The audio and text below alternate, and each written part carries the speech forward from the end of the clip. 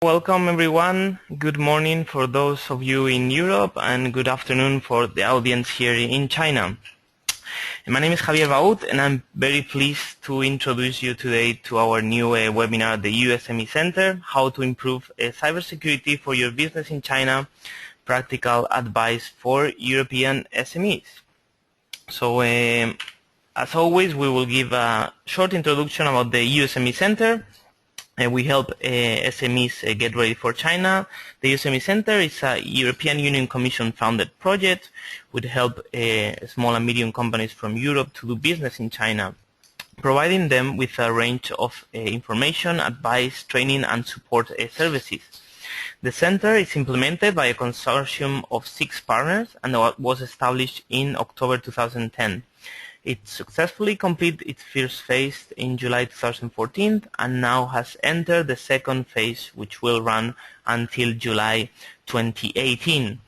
You can see the logo of our 6 implementing partners: the China British Business Council, the Chamber of Commerce of France in China, BenCham, Benelux Chamber of Commerce in China, Euro Chambers, also the Chamber of Commerce of Italy in China, and the European Union Chamber of Commerce in China.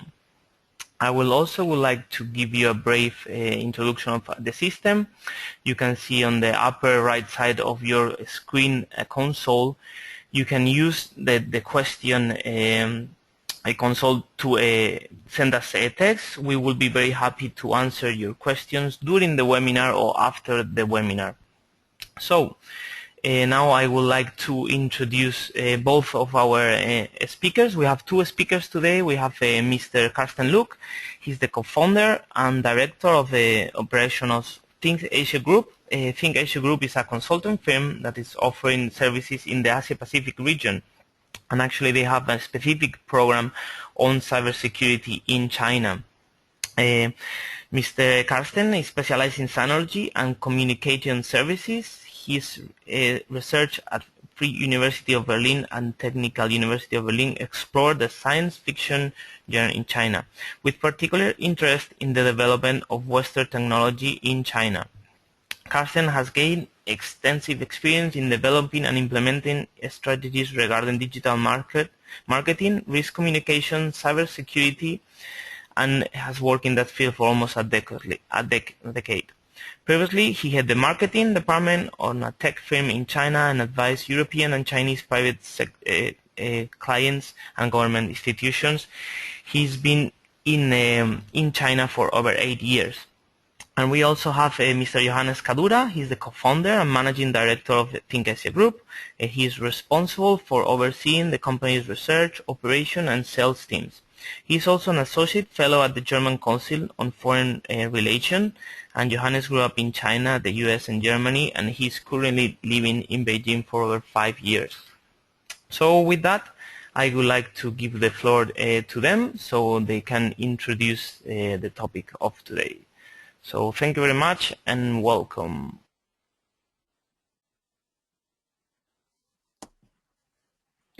Yes, welcome everyone. Yeah, thank you very much for this kind introduction.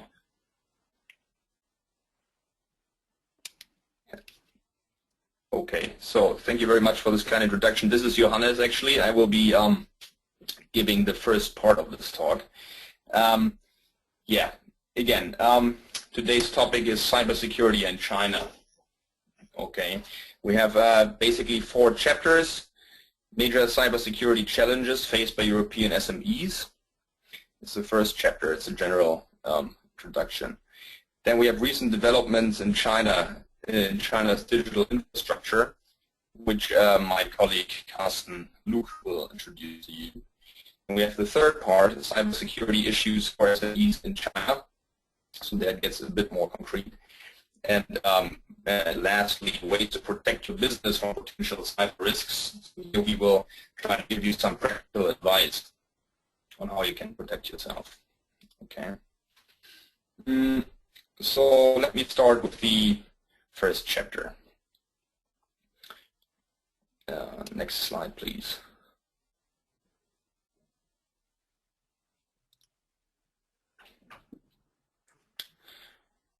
So maybe I start with a quote here from President Obama, which is actually summarizing what we're talking about, what cyberspace actually is. I think it's a it's a good starting point. So as the president said, and quote, "This world, cyberspace, is a world that we depend on every single day. It's our hardware and our software, our desktops and laptops and cell phones and Blackberries that have become woven into every aspect of our lives. In this information age, one of our greatest strengths could also be one of our greatest vulnerabilities." So this is what President Obama said on cyberspace and cybersecurity and the issues we're facing here. So basically, I think it's a pretty neat summary. The idea being that basically every one of us, maybe now it's more iPhones and Blackberries, but every one of us is basically, you know, becoming part of cyberspace every day, because cyberspace includes not only the internet, but it also includes other forms of IT-driven infrastructures. So, for example, the power grid, okay, water supplies. This is all being handled by IT. Okay, it's all part of cyberspace. And so basically, cybersecurity is not an issue that only concerns IT specialists or a few people. It basically concerns everyone. Okay, so it concerns you on a personal level, concerns governments, businesses, NGOs, journalists, and as I said, and you as individuals. And that's why this is a very important subject. Next slide, please.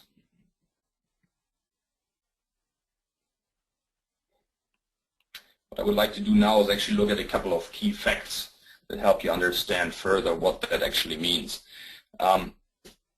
So we wrote here, there's 9 new pieces of malware being discovered every second. So this is quite a lot, right?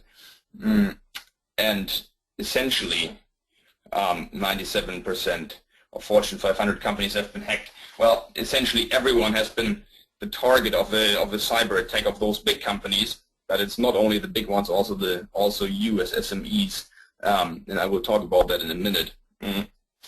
If we look at Germany, for example, then statistics tell us that 70% of the larger companies have been affected by cyber attacks. Okay, and if we look at the financial implications of this, then according to the one report, a pretty recent report from 2014. Well, basically it's $400 billion being lost annually as a result of cybercrime. Those are pretty high numbers.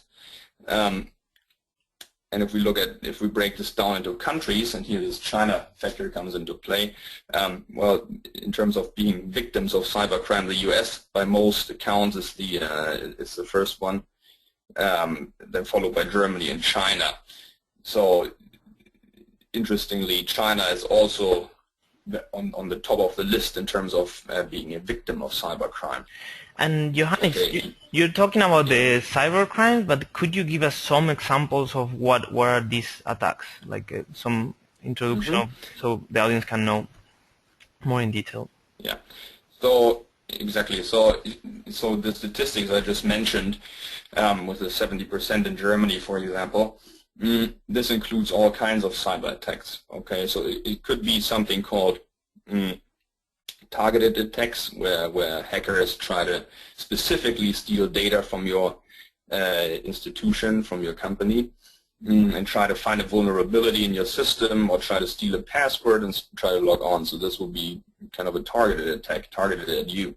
But it could also be something where it's more of an automated attack, where basically where hackers wrote some kind of virus that's floating around the internet, and anyone who is, for example, using an old operating system that has this vulnerability, is going to be affected by this.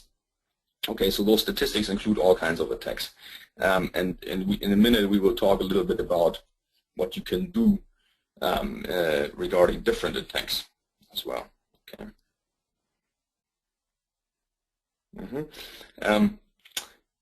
A couple more key facts here that are interesting is that on a political level, cybersecurity is also becoming a very major topic. So not only do we read about it in the news almost every day, but it's also that all major governments have created military cyber commands that includes China and the US. So it's also, on a not so much on the business, on the political level, foreign policy level, it also becomes a major issue. And slightly different, on a different note, you guys that are listening in right now, you probably have made some kind of cybersecurity related decision before, okay? Even if you're not an IT expert, because as I mentioned earlier, there's so many aspects of your work that are related to cyberspace that you probably made some kind of decision already that you may not even be aware of. And one astonishing fact is that basically, there's no real programs for executives that where you can learn the implications of cyber strategy or the basics even, right? Yes, there's of course IT schools and IT specialists. There's people who specialize in cybersecurity, of course, but on a management level, this is not really yet being part of the curriculum that's being taught in business schools, for example, which we think is a big disadvantage. One very important thing to keep in mind is that, of course, technology changes very quickly, and what hackers come up with changes quickly too. So even if you invested in some good antivirus software, or you have an expert on your team, the software and also the people, the knowledge needs to be updated on a regular basis. So it's not a thing that you can do once and then write it off and forget about it. It's something that really needs to be constantly kept in mind. Next slide. Okay, Johannes, but before we continue with the webinar, I would like to launch a poll for the audience. And actually, what we would like to ask is what is the level of experience on cybersecurity? And we have three different answers. Like the first one is I have extensive knowledge on cybersecurity. The second one is like I have some basic notion on cybersecurity, and then the third one will be like I know very little about it. So we will try to understand who are our audience, if they really know much about this topic. We will give a few more seconds to the audience so they can vote, and then we will display the results and you can comment on it. Okay. So now most of our audience has a vote, so I will close the poll and then we can see the results. And well, you see that we have 0 experts on the topic, and then like half of the audience has some basic information, and then the other half, 52%, has very little information about it. It's taking a little bit to display the results, but here at the center we can see it. So maybe you can know that at least there's 0 experts, and yeah, like most of the people, half of the people have very little. Well, you can see it now in the screen. Okay. Okay, I think that's very helpful here. Basically, this it's the right kind of audience that our talk is geared towards. So basically, the idea being that none of you is probably a real IT cybersecurity specialist, and that doesn't matter really, as long as you take something away from this talk, which is that it's an important topic, and yeah, that basic knowledge needs to be definitely gained and then also updated. Okay. Let me talk a little bit about why, because I was just talking about the broader political level, if you will, right? Now let's go down to the SME level. So basically, one basic idea could be, and we hear this a lot actually in our work from clients when they say, okay, we have all those threats, but we're a very small company. What should they steal from us? Or they are only after the big fish, so it doesn't concern me really. Is that right? And the answer is unfortunately no, because right now cyber criminals started focusing a lot on small and medium-sized enterprises, especially via automated attacks. Okay, and actually SMEs are considered the so-called low-hanging fruit for those cyber criminals, because most of them don't take care of the basics in terms of security. And for example, if we and I will go through this slide in a second, but another interesting statistic is that basically, for example, in 2013, according to a Verizon report, almost 62% of data breaches occurred on an SME level. Okay, so we see that the trend is continuing like this. So this is really being like right now. This is where it's happening, cybercrime. Okay, and attacks. And if we and then also you may ask yourself what that actually means if you get attacked. So in terms of implications, and statistically seen, it's basically that if you get if you get attacked, and you, for example, via this one of those automated attacks, then the average cost for this is $50,000, which is quite a lot for a small and medium, or can be quite a lot for a small and medium-sized enterprise. And it even gets worse when when it's like a targeted attack, when somebody tries to steal some blueprints from your system, logs on, deletes user data or whatever. Then in that kind of targeted attack, it's usually almost $100,000 of damage that's being done. So it's really an important subject, and better safe than sorry. So yeah, I think one important thing to take away from today is to definitely make this a priority. Yeah. Okay, now let's start. Okay. Yeah, I think that's very, very good advice, and I think that's why we're here today, and that you will also bring some practical advice on how to do that. And I was just looking at your slide, and also in the endpoint security, like BYOD, and that also attracted my interest. Like, yeah, if you can, explain a bit. Yeah. Okay. So those are those points here on this slide actually. So what I just said is to make to make it more clear that why this concerns SMEs. And this slide here shows you why it's actually easy for cyber criminals to attack SMEs, why they are the low-hanging fruit. So one issue would be that, well, basically there's not enough resources in terms of money and in terms of time and expertise being spent. Okay, this is a fact. Oftentimes there is no IT specialist on the team. Okay. And this is all summarized by the fact that there's basically risk awareness is a big issue. This is what experts all talk about, that and what governments actually try to do through various programs to raise the risk awareness level. Okay, and then one core thing here would be employee training, and we will talk about this in a second. That the basics have to be in place, and this can only happen if you teach your staff or have experts teach your staff, because otherwise how should they know? And many people still don't really know the basics about cybersecurity, or don't really implement them. Then regular updates are oftentimes missing of operating systems, for example, and that, as I said before, as the technology is evolving and many threats are targeted towards older versions of software, if you don't update, then you probably are vulnerable. Okay. Okay, of course, working with the wrong people is always bad for you too.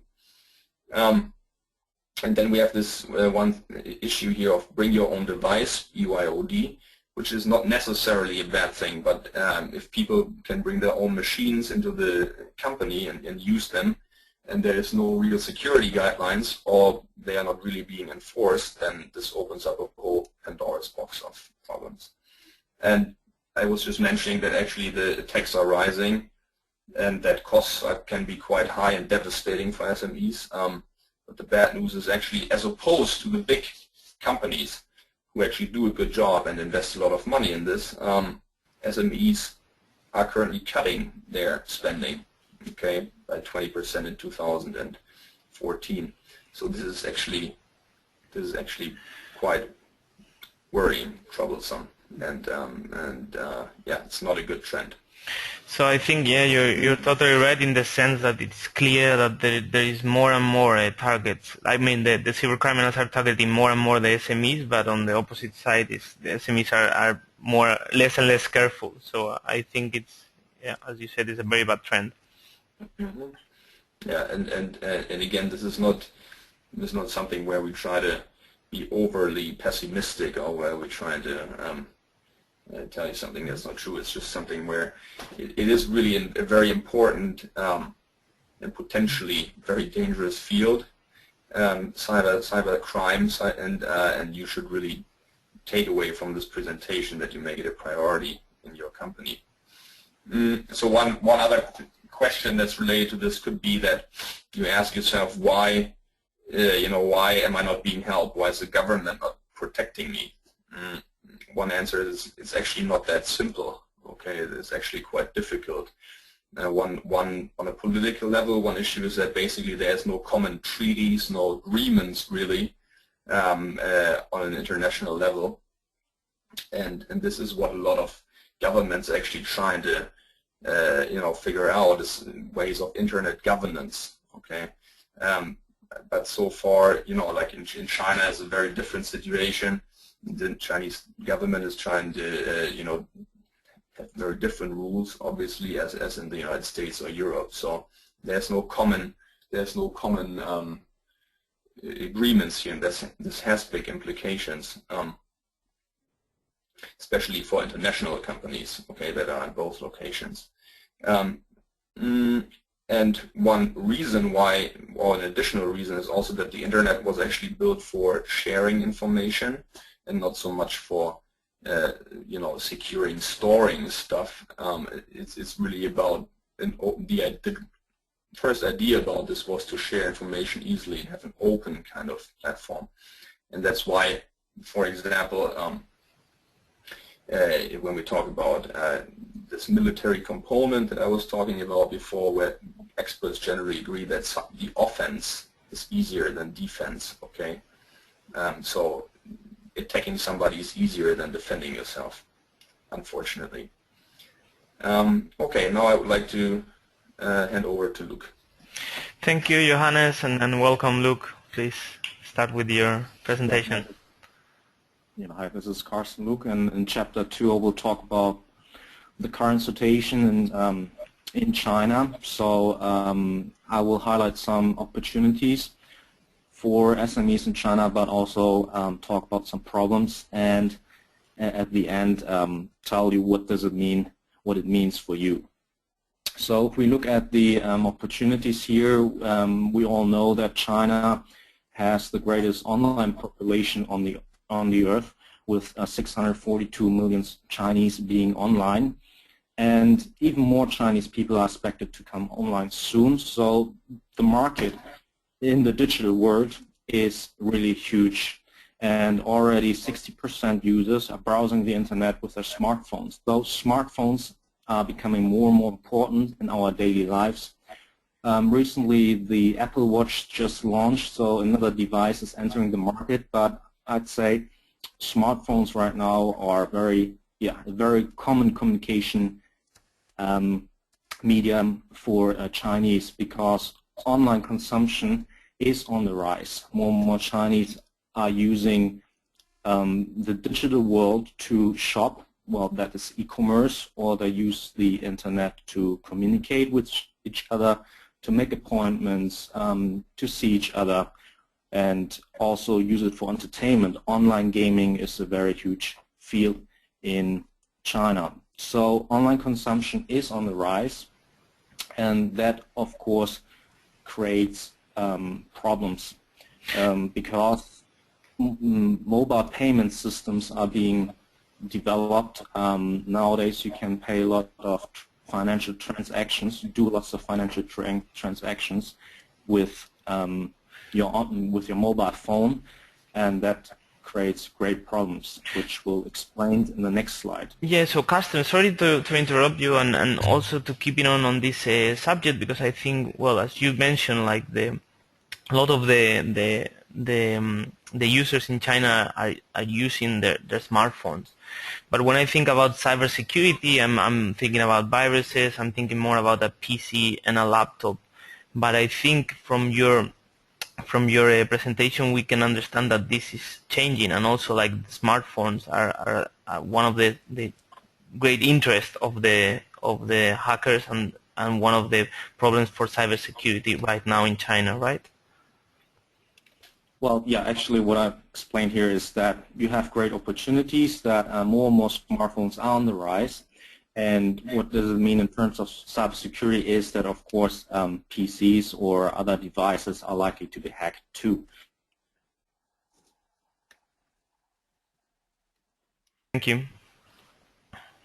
So that means that if we look at the next slide, that there are certain problems related. I think this will also answer your question, what kind of problems in terms of cybersecurity can happen.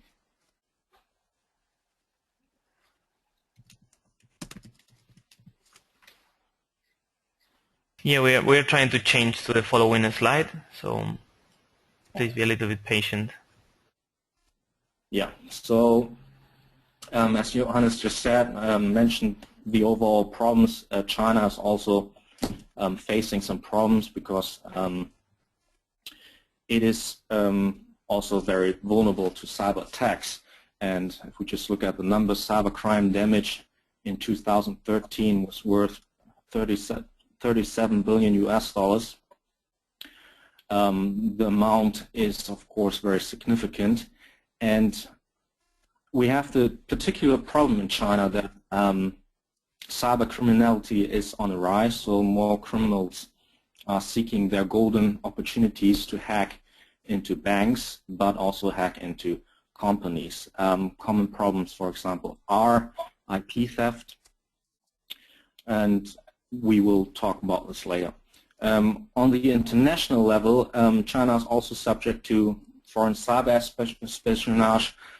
For example, the NSA activities revealed by Edward Snowden also caused China lots of problems. And in China, we have the problem that we still have insecure systems. That means that lots of outdated software is in use, sometimes or oftentimes also pirated software. So the systems that are being used in China are not that secure. And that makes China especially vulnerable. And the Chinese government, of course, knows about all these problems, and therefore made the top priority that China should become a cyber power. And they're launching several campaigns right now. And if we look at China's cyber strategy, we can see what their current goals are. So the first goal is that they still want to maintain control over information flow and have the upper hand in terms of controlling the cyberspace. That means, for example, that there's a kind of censorship which where information are being deleted which are obscene or which are actually not good for the audience. And a second priority of China's cyber strategy is that they want to fight the cybercrime. Since mobile payments are on the rise, they of course need to protect the mobile payment systems and their companies. If we look at the last point, Internet Plus, that's a recent campaign China just launched, and it was launched at the beginning of March. Well, it was just announced that they want to implement an Internet Plus strategy, which means that they want to bring their businesses but also their industry and transform them into the digital age. For instance, they want to create more digital spaces for companies so that services are being digitalized or certain communications are being digitalized. So the Internet Plus strategy shows that China is concerned about the issue, and they want to, of course, become a cyber power. So what does it mean for you as a EU SME? So since China is controlling lots of information and also has the Great Firewall, it will make the Great Firewall much stronger, so that we here in China have the problem that we sometimes cannot access foreign websites, and this trend will be likely supported since tighter regulations are on the way and Western digital services are being blocked or restricted. So it's getting harder for SMEs in China to launch their own digital services, for example, because Chinese digital services are also on the rise, and this makes it harder for the more difficult for the SMEs to have their own services. Still, since China is implementing all these cybersecurity effects, not everyone is following the policies. So, as I still said, their old and illegal software are still being used. So it will take quite some time until the Chinese government will implement their policies. Okay, well, I think, like, yeah, on a positive note, it seems like in general things are getting better in terms of the illegal software and so on, the piracy, but it's true, I think we cannot deny that the Chinese government is also pushing for their own industry, so that the Chinese digital services are on the rise, and, well, at least this means that the European companies, they have to change their strategy here, I think. So before we continue with the presentation, we would like to launch another poll. So we would like to know about your experience, the experience of the audience. So the question we are asking is, have you experienced any cybersecurity problem? And we have three different answers. The first one is no, my company has never been attacked. The second one will be yes, but we didn't suffer significant damage. And the last one is yes, we did, and it has serious and painful consequences.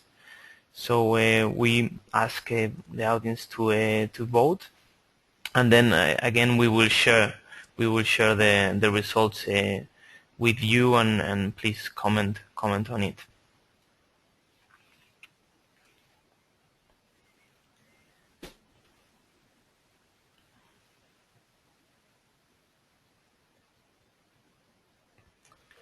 So we still give a few seconds. 60% of the audience has voted.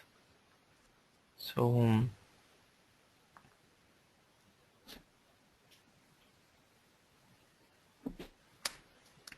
yep. Okay, so I will close now the poll and share the results. And, well, it seems like over 50% of the audience has issues in cybersecurity, but apparently it was not painful, and it didn't mean like very significant problems. And 40% has never been attacked. So well, I would like you to know, what do you think about this result, if you have any comments. Yeah, so, well, that's actually good news then if for example, the 40% of you that you have never been attacked, but as Johannes explained earlier on, cyber attacks are on the rise because automated Yeah, cyber attacks are. If you haven't received any big losses, then I suspect that maybe your website just has been compromised or defaced, or someone uploaded a different picture, changed some sentences. So this is more the PR issue here, where you might lose face. But if you have a crisis management plan in place, let's say that you can fix this within 24 hours, and you should be on the then you should be on the good side. It should work for you. As you said, I think it's good news All that right. no one So experienced like very serious damages, but still is, I think it's very significant that 60% of the audience had some cybersecurity issues. yeah, and if that's likely to happen, I think that well, if this is the case, then I think that that must be related to just the problems as I mentioned. So Okay. and as I said, if you can deal with it within 24 hours, it's good that you can, for example, change your website or repair the security leak. Oftentimes it's passwords, and if you know that someone hacked into it using a standard password or easy to crack password, then you might change your password after this. But we will talk about the solutions in a minute. I just want to go back to chapter 3 and move on to chapter 3, where we in particular talk about cybersecurity issues for European SMEs.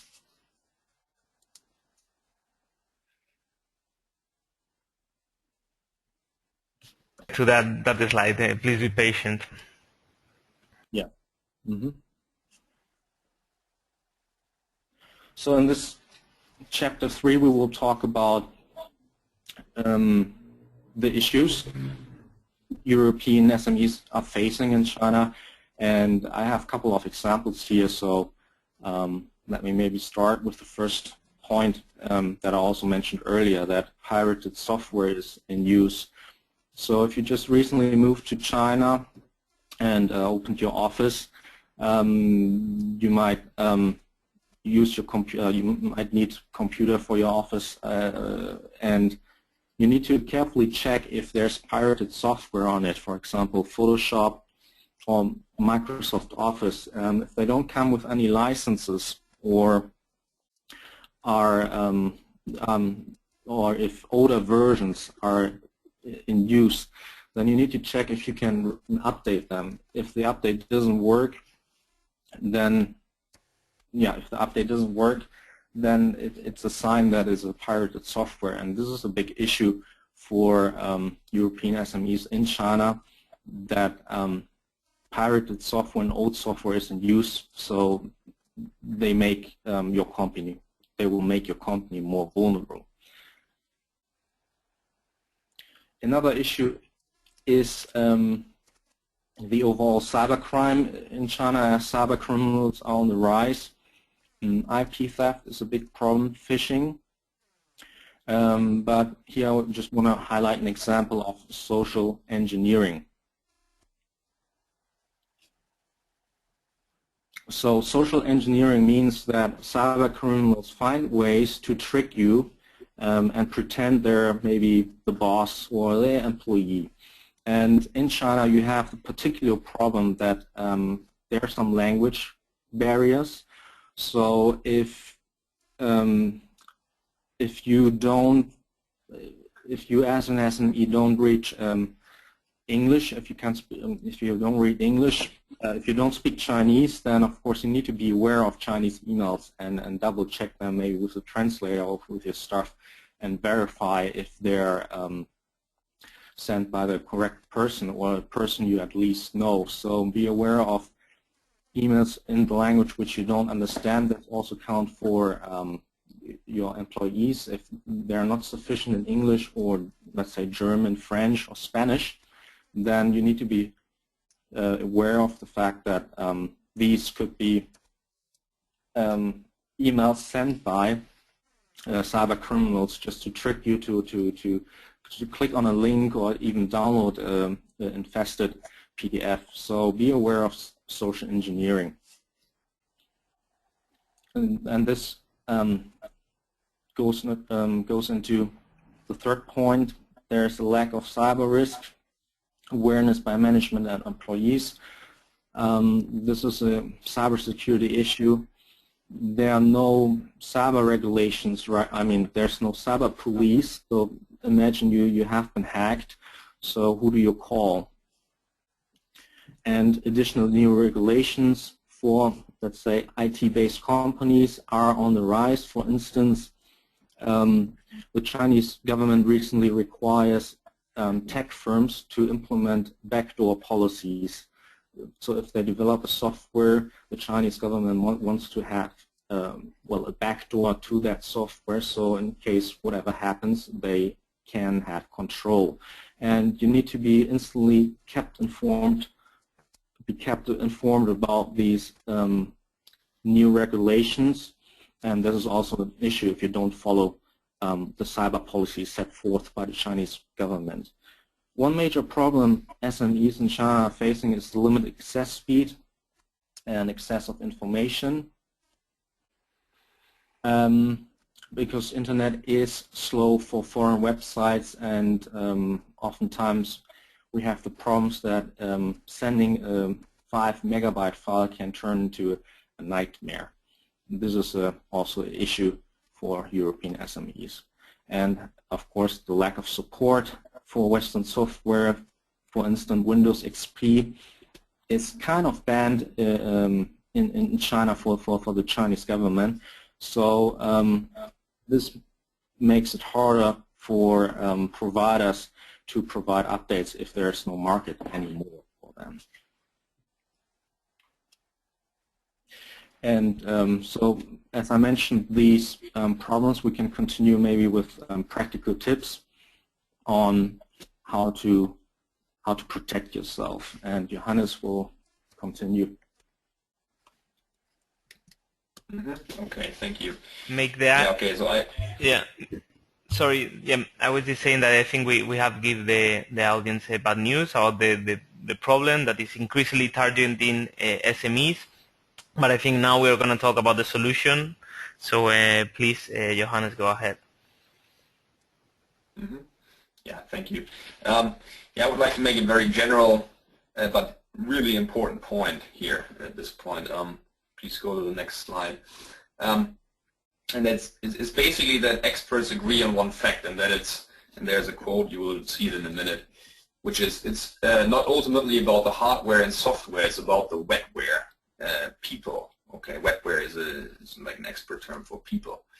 And basically what that means is that the vast majority of problems that you're experiencing will be because employees or even the bosses or the management level are more likely to make those mistakes, statistically seen. It's because those people gave away their passwords, lost their passwords, or didn't use strong passwords, for example.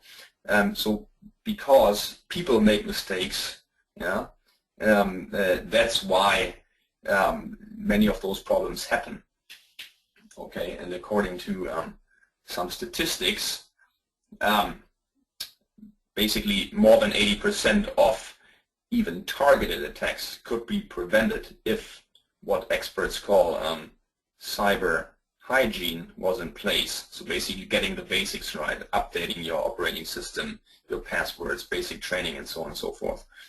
So if that was in place, the IT experts that you may or may not have on your team, let's assume you have one at least, they could be focusing on the big targeted attacks. Okay, but what's happening now, what we see a lot is that basically because the basics are not in place and there is no basic cyber hygiene, that's why a lot of vulnerabilities happen, and those IT specialists, they are basically overwhelmed, or they have to focus on all the small stuff and can't focus on what they should really be focusing on, which is major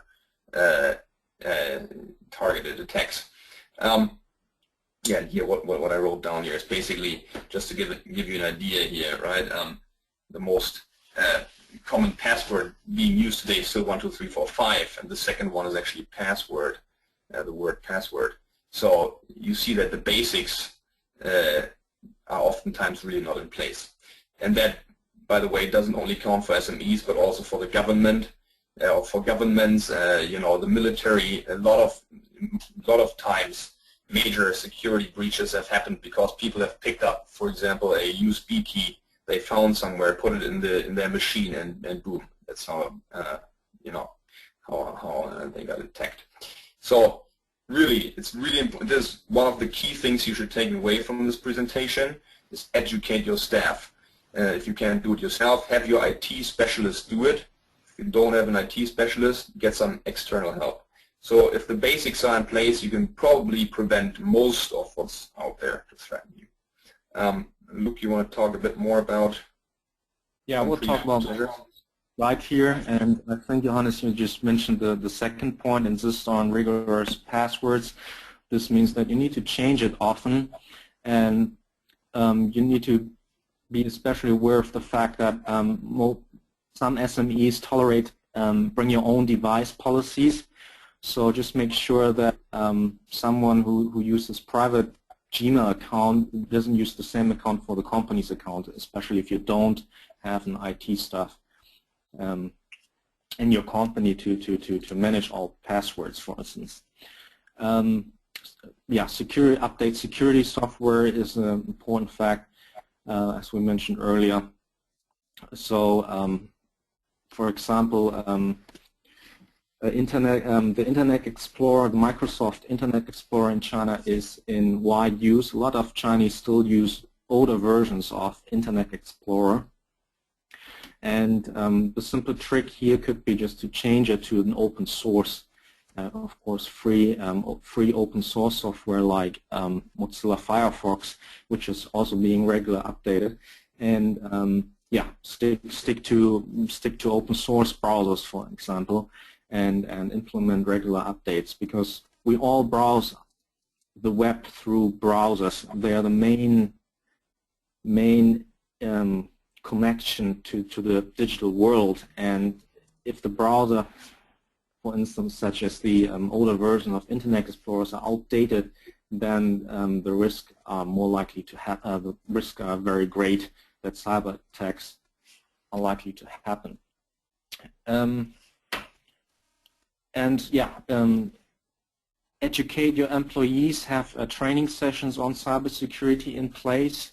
What do these training sessions include? Well, first you can teach how to use software. I mean, what kind of software is being used.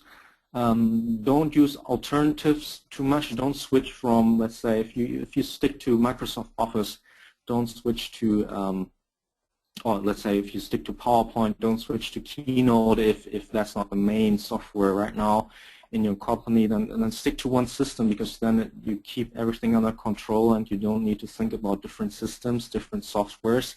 Keep everything neat. This training should also include how to deal with BYOD, bring your own device policies. What is allowed? Is it allowed to use your private iPhone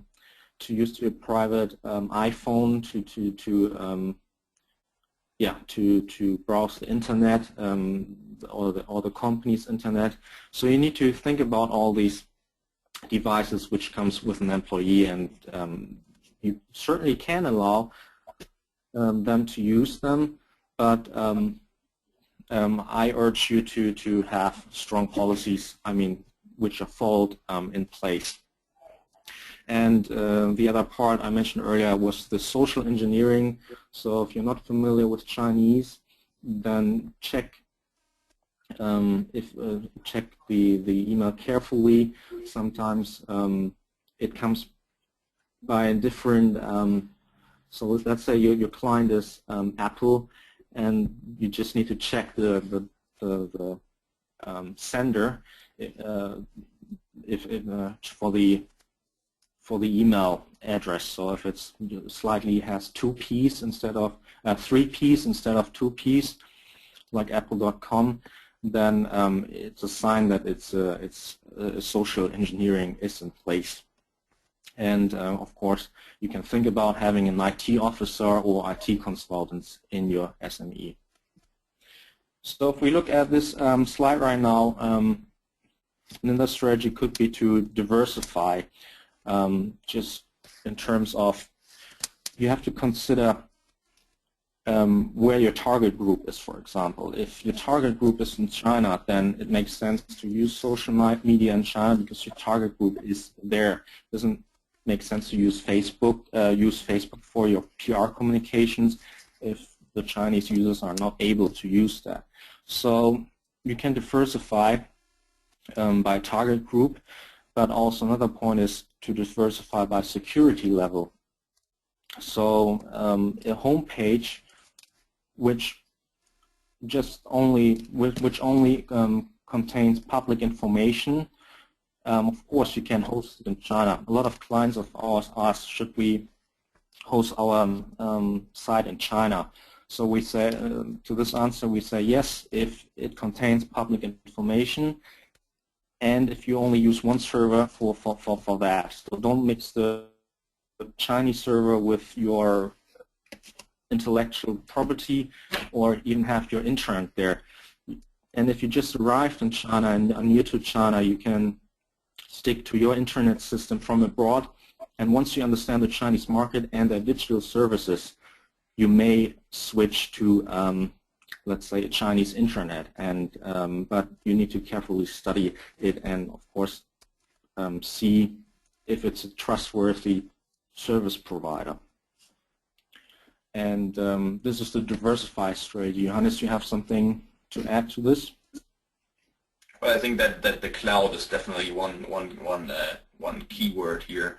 So SMEs, and it's also about costs, right? In the end, I think a lot of SMEs wonder, you know, they may have tight budgets and they wonder what they can do, where they get a bang for their buck, right? So how can I do something that's effective that doesn't cost me that much?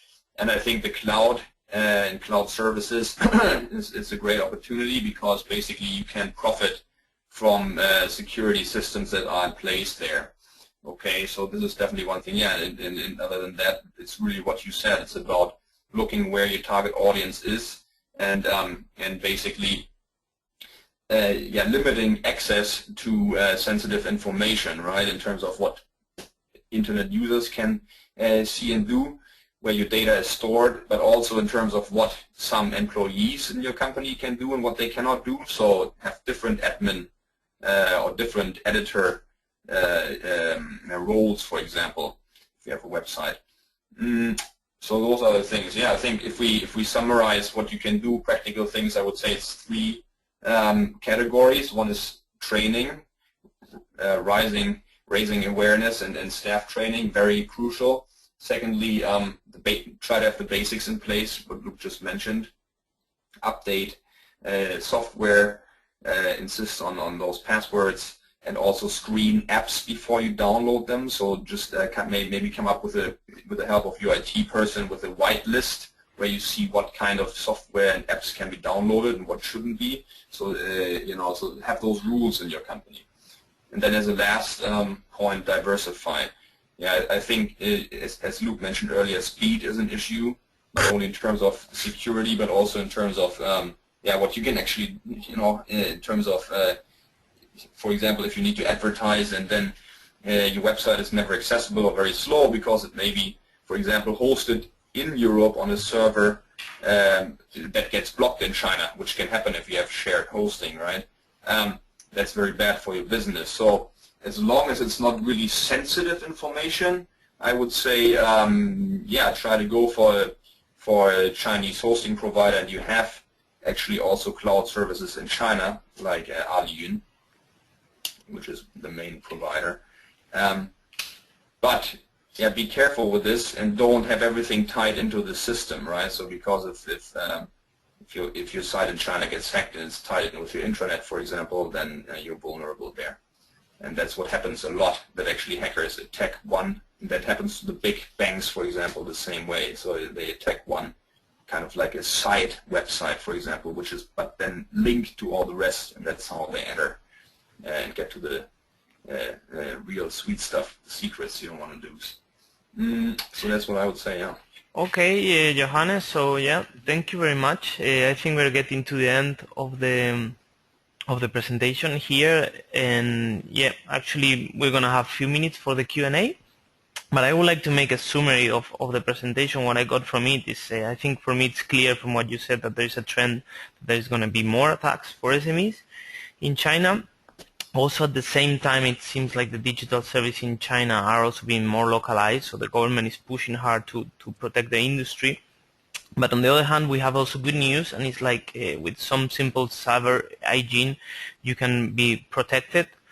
And also another very interesting thing that I think you mentioned is like it's important that you find your IT person, or if you don't have someone in charge of IT in your company, you find someone from outside and involve that person to make him a general presentation, general recommendation to all your staff so they can have a basic knowledge that will really help to protect your company. So I also very much your summary, because one of the questions we had is like 3 basic recommendations to strengthen cybersecurity, and I think you just answered that. And we do have some other questions I would like to ask you, and one is, with tighter regulations in the IT sector, do you think there are opportunities for Western digital service companies, maybe in the form of joint venture with Chinese companies? Yeah. I will answer this question. So, as we just said, made in China products are getting very strong right now. I mean, on the domestic market, it's hard to compete against them, like success stories like Xiaomi or WeChat. Even they are on the rise on the international level, as more overseas Chinese use WeChat to connect to mainland Chinese. And also Xiaomi, as the most valuable startup and smartphone producer in the world, is on the rise. Yeah, it's getting harder, I think, and to seek some opportunities in the sector. So what could be the opportunities? My spontaneous idea would be cloud services. If you're a cloud service provider, then you can team up with the Chinese team and of course offer quality control and great customer support are still some factors which are right now missing in China, because there are new services and they need to prove themselves. So if you are a trusted cloud service provider, you could team up and share your expertise. And as China is going out, there's still a chance for SMEs in China or abroad to help Chinese companies to create a global image, maybe on the PR side, but also, as I just said, in terms of quality control or customer support. These could be the opportunities right now. Thank you for your answer. Yep. I don't know if Johannes, if you have something to add, or we can go to the next question. No, I agree with Luke. Definitely what we see is, yeah, I mean, it's kind of a regular, it really depends on what kind of services you're trying to offer, right? If you are providing hardware, if you're a server company, then yeah, I mean, like different regulations will apply to you than if you're a consulting company that basically talks to people about their strategy, right? So it really depends. And JVs in general, not only in the IT sector, is always something to carefully where you carefully have to weigh your options and see if that's really what you want to do, because yeah, in the end we all know that business cultures, not only regulations but also business cultures, are a challenge. Definitely. Sure. Yeah, I think that's a general in all the sectors, like go for a JV only when it's strictly necessary. And yeah, I mean, we're getting a lot of questions related to the websites and where to host the website. You mentioned also that already, but we have a question here, and they're asking if a company based in the European Union can host the website in a server within China. Is that possible? Yes. What you need to do if you host your website in China, what you need to get is a so-called ICP license. Okay, it's an internet content provider license. So basically, what happened, and for this you need to be registered as a business in China. But if that's all in place and you are, there's nothing special about. I mean, in terms of this, it's not any sensitive information that you're displaying, then usually it's not a problem to get this ICP license. It's just kind of a bureaucratic hassle sometimes. But once you have this, then you get your .cn domain, and basically you can be hosted on a Chinese server. Yes, this is not a problem. And like we said before, I think it's good to do this for marketing materials. If you have a website, for example, that's displaying your services, which is kind of like an online name card, if you will, then yeah, do this because, and if your target audience is in China, right? Because then just the speed factor will be really more convenient for your audience. So it's worth doing this, but I wouldn't recommend doing this if you're storing sensitive information. Okay. Because it's not only, because one example would be also talking to hosting companies in China can be kind of a challenge, not only the language barrier and the technical language barrier, but also because, yeah, sometimes it's very difficult to get a hold of someone in those hosting companies. So like Luke said, yeah, customer service is still, I think, a big issue that can be improved, and if you're in this niche, there may be opportunities. Yeah. I see. So I think we just have time for one last question, and that's what are the essential progress in Europe to limit the cybercrime?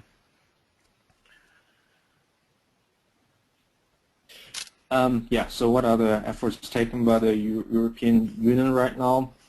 We know that there's a big debate going on right now with Google Analytics. So Europe is very concerned about data and privacy. This is unlike in China. This trend hasn't happened so far in a very tight manner. So it's kind of open here in China with the data privacy, but we expect more. We expect more policies to come out in the near future, and this is what I meant, that you need to, as an SME in China, need to look out for upcoming cyber policies. This is a trend. And yeah. Yep. So, well, thank you very much for this very interesting webinar. And yeah, I think we're going to close it down now. And we just want to quickly remind some of the events like the EU SME Centre will be having soon in Beijing on March 24th. We have the SME Advocacy Group meeting held at the delegation. And in April 10th, there is a cross-cultural communications and negotiation seminar. So please look at our events calendar for details. And also in Europe, our legal expert is doing a roadshow. So on the 24th of March, she will be in Romania. On the 25th, she will be in Slovenia. And on the 27th, she will be in Bulgaria. So thank you very much for listening to us. Thanks a lot to our speakers. It's been a pleasure, and we hope to have you with us very soon. Thank you very much.